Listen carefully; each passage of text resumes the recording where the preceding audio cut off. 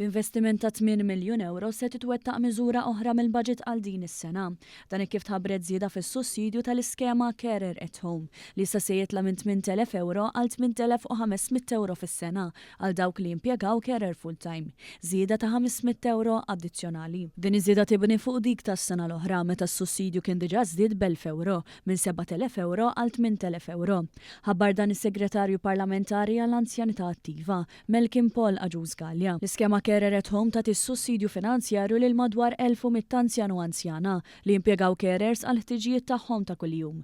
Minn barrek tippermetti aktar flessibilità għal dawk li jimpjegaw carers part-time peress li s-sussidji jiġu aġġustati prorata skont in-numru ta' sigħat ta' xogħol. Is-sussidju jingħata b'mod dirett lil benefiċjarji li jirċievu l-għajnuna fil-kontijiet bankarji tagħhom kull xahar minn meta l-applikazzjoni tagħhom tiġi approvata.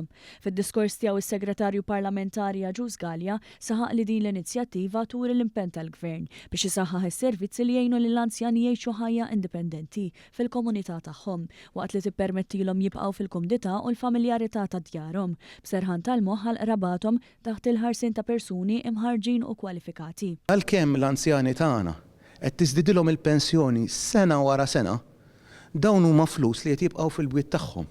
500 euro oħra kull xahar li jibqgħu fil-but tal-anzjan. U għalhekk propju din li għandna importanti li rridu nfakru li l-anzjani tagħna mhux biss qegħdin inżidulhom ukoll il-pensjonijiet, però qed intuhom lura ħafna servizzi.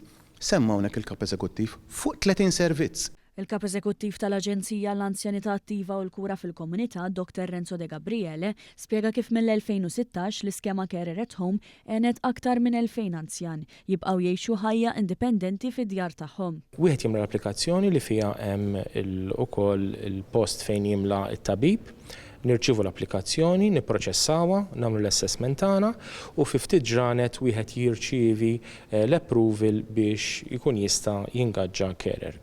B'din iż-żieda fis-sussidju u l-allokazzjoni baġitarja rekord, l-iskema tal-Carer at Home tkompli tkun pilastru ewlieni tal-viżjoni tal-Gvern li jkompli jgħin lill-anzjani jgħixu ħajja indipendenti u attiva fil-komunità tagħhom.